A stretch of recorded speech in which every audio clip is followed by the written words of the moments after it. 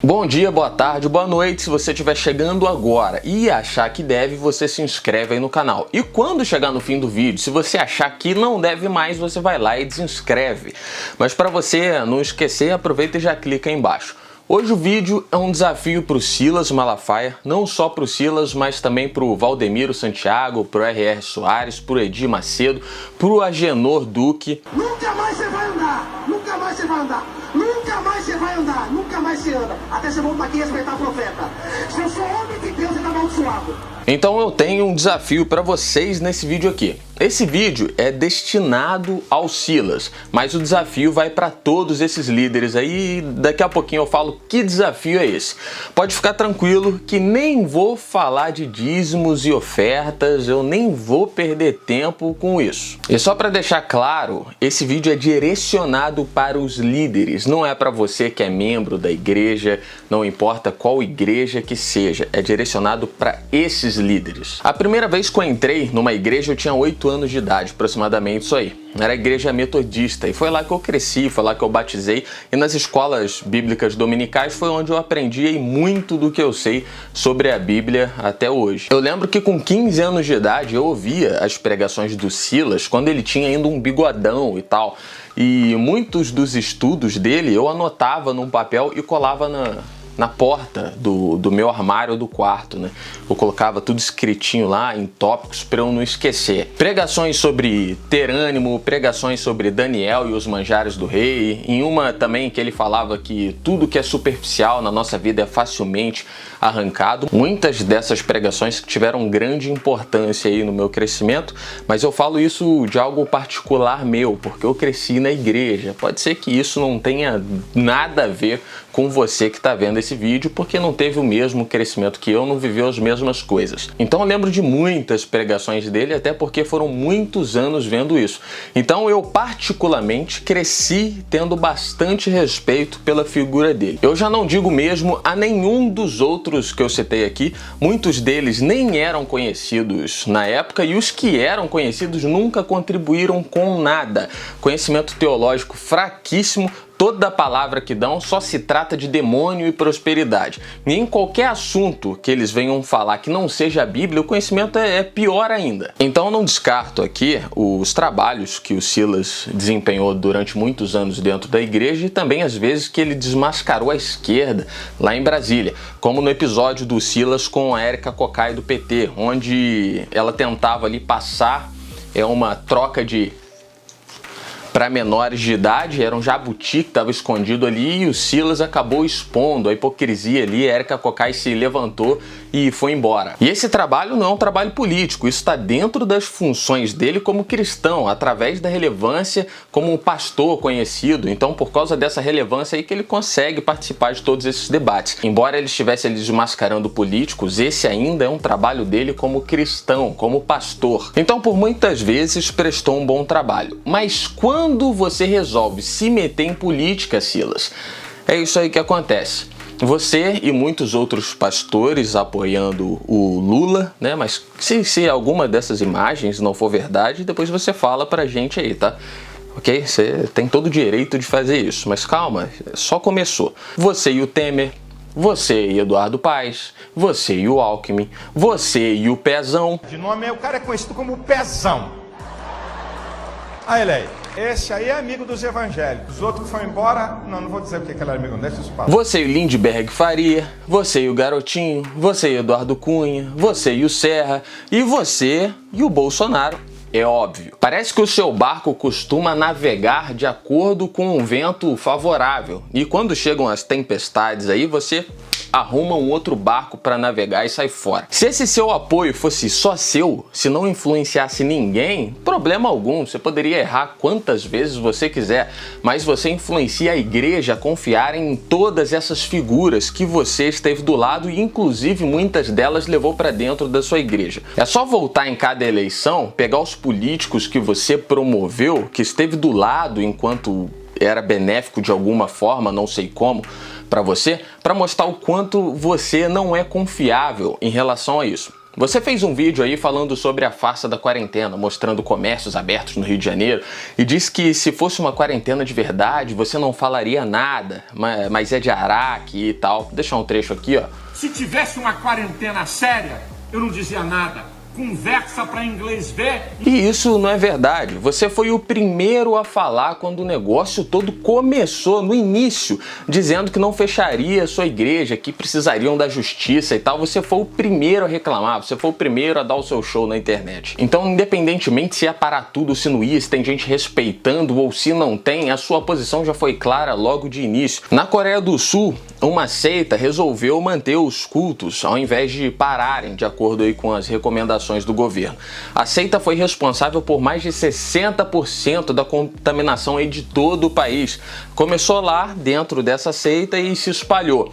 Aí o líder pediu perdão de joelhos aí, mas vai responder na justiça porque ela não tem conversa, né? O país conseguiu controlar, conseguiu reduzir e tal, manter o controle. Mesmo assim, depois disso, uma igreja chamada Grace River, igreja cristã, resolveu manter os cultos.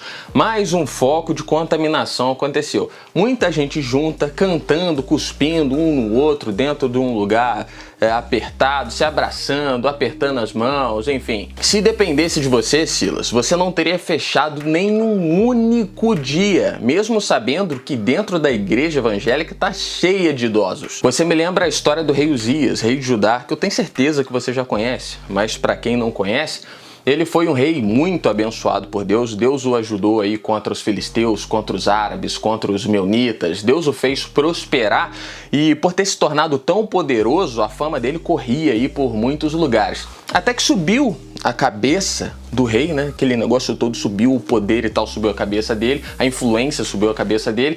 E esse rei, por achar que Deus o abençoava na sua posição de rei, o abençoava nas guerras, enfim, ele poderia fazer qualquer coisa que seria abençoado da mesma forma. Ele entrou no templo para queimar incenso, tarefa essa que era exclusiva dos sacerdotes, que eram consagrados para fazer aquilo, e Uzias foi lá fazer, não, vou fazer esse negócio, pegou incenso para queimar e tal, e os sacerdotes disseram para ele que não era certo, né, que não cabia a ele fazer aquilo. Aí ele ficou nervosinho, ficou irritadinho com os sacerdotes e tal, e Deus colocou uma lepra na testa dele. E ele ficou leproso até o último dia da vida. Leprosos eram considerados impuros, eles tinham que ficar isolados da sociedade. O filho dele passou aí a cuidar do palácio e a governar o povo. Por se meter onde não devia, onde não tinha sido ungido, não era aquilo que era para ele fazer, não tinha sido chamado para fazer aquilo, mas na cabeça dele ele achava que era aprovado por Deus em tudo o que fazia, ele acabou perdendo a sua posição de rei, ele perdeu a credibilidade, ele perdeu tudo e morreu daquela forma.